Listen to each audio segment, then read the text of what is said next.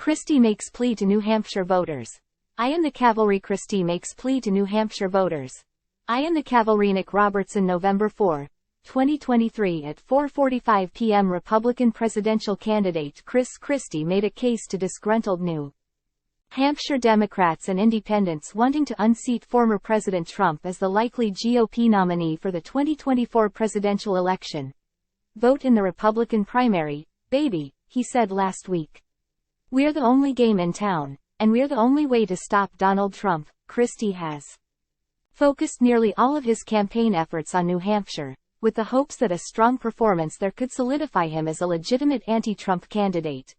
The former New Jersey governor faces stark polls that show him to be unpopular among both Republicans and Democrats, but New Hampshire primary polling suggests that his support there could reach double digits, though still far behind Trump.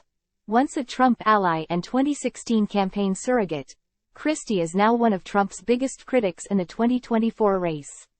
The pair have repeatedly gone back and forth with personal insults and on policy. A new campaign presentation from the Christie team argues he has the best shot at taking down the former president. As the only campaign taking Trump on directly, we plan to break last. And by running lean efficiently now, Christie will have the resources necessary to seize the opportunity when it arrives, the presentation reads. The goal is to outlast. Christie's team argued that other candidates' strategies, which it described as, get to Trump's right, run as his clone, ignore him, try to please everyone, aren't working. The majority of the people in this party don't want Trump to be the nominee, Christie said.